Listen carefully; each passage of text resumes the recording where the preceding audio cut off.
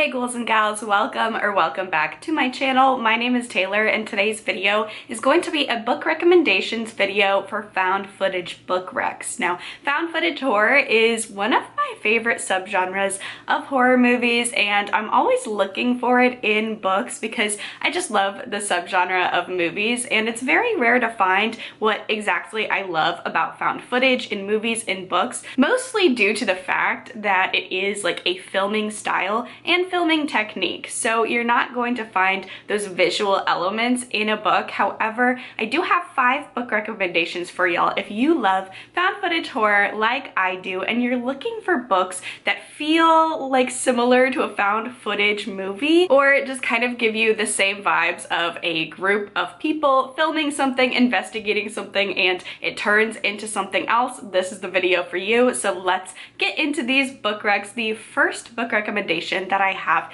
is episode 13 by DiLouie. Now, this is a disclaimer. This is actually my least favorite book in this video that I'm suggesting to you, but this is one where if you think of found footage movies, this is going to be the most close to it in terms of writing style, because this book follows a team of paranormal investigators and they film a show quite like Ghost Adventures or any of those ghost hunting shows, and they're filming their 13th episode in a haunted house and things go horribly awry for them. This one is written in a very found footage format because it is following our different main characters and it's like they're talking to a camera. So you read a point of view of character 1, for example, and they have a camera, they're talking to you. That is how the narration style is done. So this one is the one that is narrated most traditionally like a found footage horror. The audiobook for this one I would recommend as the way to go because you are going to get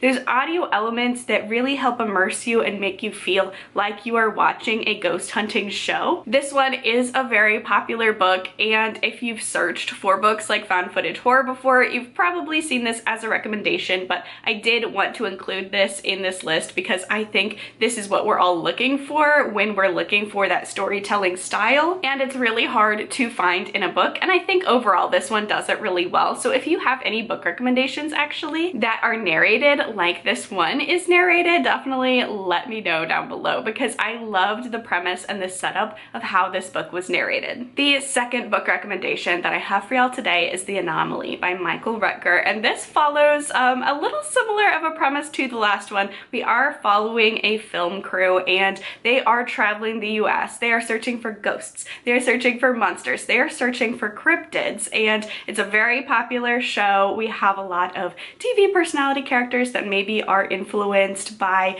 some real TV personality characters, but we have this crew and they are filming what they think is just another episode in the Grand Canyon. There are these mysterious caves that are in the Grand Canyon and they are going to go explore and search for some cryptids, and as they enter these caves it starts going haywire. This one is told in a more traditional storytelling format, so you don't have the characters speaking directly to camera, speaking directly to you, but we do have a lot of use of the characters are using their cameras and using their audio equipment to make their way through these caves, which is very chilling. Underground and underwater horror are very effective for me, so these characters, as they go deeper into the caves, they have to rely not only on their senses but the night vision on their camera and then like their audio equipment to film these caves, but then not only film the caves but what is potentially in the caves and what is happening to them. So this one definitely reads like an action-packed movie. This is for my cryptid lovers and people who are afraid of caves and underground horror. I think this is really going to be effective horror for you. The next book rec is going to be The Lost Village by Camilla Sten, and we are following a group of people. They are making a documentary film about this mysterious happening about a ghost town. So this is a town that was once really bustling and lively, and then all of a sudden everyone either disappeared or evacuated. No one knows, but this town is just standing as a ghost town. It's still a place you can go visit, so they want to travel there, get some B-roll, figure out what happened. They think that they are going to kind of do like an environmental expose. They are under the impression, as they are going to film, that that is what they are capturing on film, but then when they get to this really creepy isolated ghost town, things start happening that are a little bit unexplained. This one has some very creepy elements. There were a couple of scenes where a character, you know, they're filming B-roll, they're filming this beautiful town, beautiful scenery, they just think, you know, they're capturing some standard B-roll, and then when they're in their tent at night and they're editing the footage, they realize that they captured something. There are a couple of scenes where we are watching what is happening on the camera with the characters as well. That was super creepy, super effective. I think the setting of this one is really cool because it's a whole entire village, and it really feels almost like Chernobyl vibes, where you have a whole entire place and it looks like people just stopped what they were doing right in the middle of everyday tasks and just walked away. So that setting already sets you up for a creepy story, and then you have these dynamics with these characters as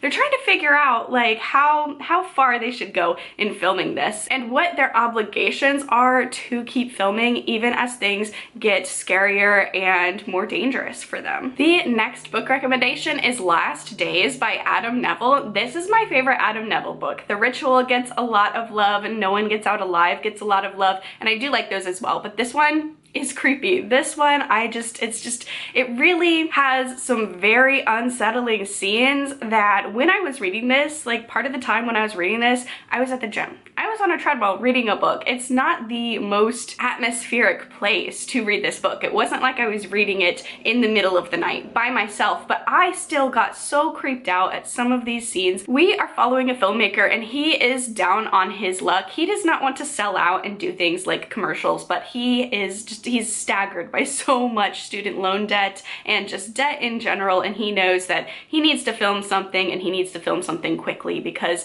he is in a very dire financial situation. So he's really struggling with, he wanted to become a filmmaker because of artistic integrity and create something that he thinks is more worthwhile than a lot of commercial projects that he's being offered. So he is in this very dire financial situation. He is offered a job by a very wealthy benefactor, and this benefactor wants him to film a documentary about a cult and the surviving members of this cult. This seems like a little bit of a boring project. Our main character isn't sure if he is on board, but the money offered is too high to refuse, and it almost seems like the offer is too good to be true, but beggars cannot be choosers. He needs this money, so he and his friend start filming. They start filming this documentary. They start filming some B-roll in houses and different locations that these cult members used to reside at, and interview the few surviving members of this cult. As they are filming, they start to suspect potentially the things that the cult believed in might be real, or there might be members of the cult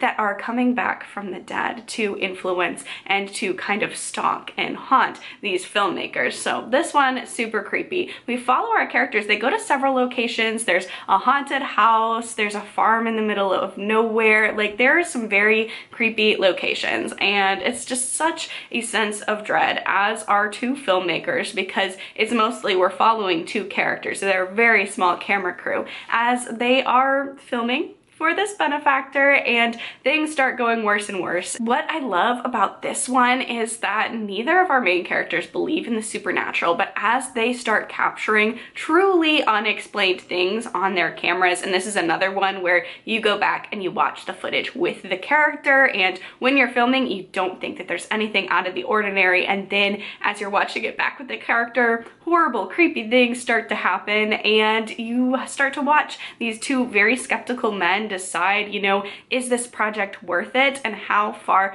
are they willing to go to chase this story, to capture this story and figure out what is going on. And then the final book recommendation that I have for y'all today is going to be From Below by Darcy Coates. This is my favorite Darcy Coates novel. It is just so chilling, so scary. This one also follows a film crew, a documentary crew. This is a reoccurring theme for these recommendations because I think that setup really evokes a lot lot of what you're expecting when you watch a found footage horror, because for found footage movies, you have to set up why are these characters filming the whole time and why do they have this equipment to film what's going on. So that is why a lot of these book recommendations do have that setup of we are following a film crew, because they have to explain why they're in that place, why they're filming these things, and why they stick around after a lot of people would not be sticking around. And no book does this concept of why are you sticking around, this situation is terrifying, than From Below.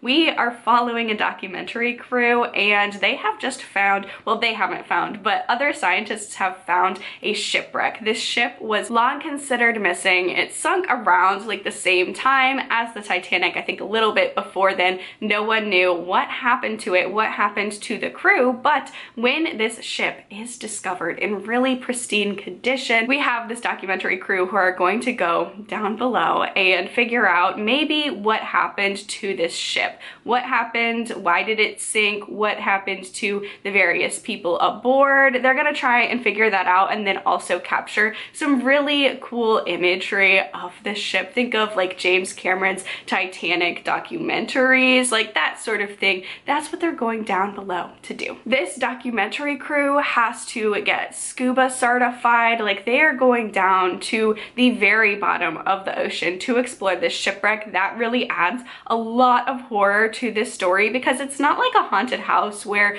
theoretically if you're in a haunted house, horrible things start happening, you run out the door, you're free to go, right? This one, you're stuck at the bottom of the ocean. If you want to leave the shipwreck, you have to go back up to the surface, but you can't just shoot back up. You have to slowly climb your way back up, just based on, you know, not getting the bends or messing with your oxygen and equipment and all of that. And all of that equipment really adds to the fear and the terror of this one. Darcy Coates is known for her more cozy horror titles, but this one it was genuinely so scary to me, because these characters are trapped on the bottom of the ocean. They're in a shipwreck. They're filming this ghost ship, which already very creepy. They start to see things out of the corner of their eye. They start capturing things on their cameras because they all have a camera attached to their suits. So we have a character who is in a ship like on sea level, and they're seeing what the characters are seeing. So there's some disconnect, there's some creepy moments there, and then there are creepy moments knowing that even if you see something horrible, and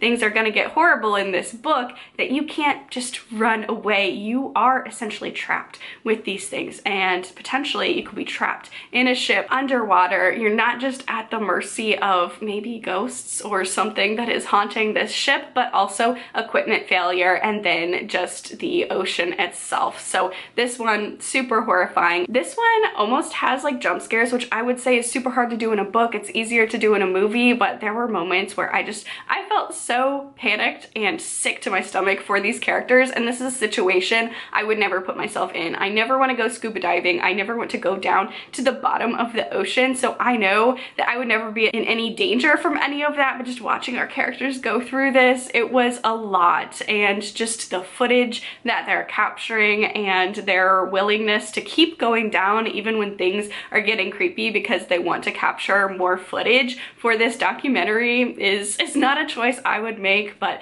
it's definitely makes for a very, very creepy setup. So there you have it. Those are 5 book recommendations that feel like found footage horror movies. Definitely let me know down below if you've read any of these, and if so, which one is your favorite. Thank you all so much for watching this video. If you enjoyed it, please be sure to give it a thumbs up, leave a comment down below, subscribe to my channel for all of the bookish, horror, and cozy gaming content. Stay safe, stay spooky, and I will see y'all in the next video. Bye!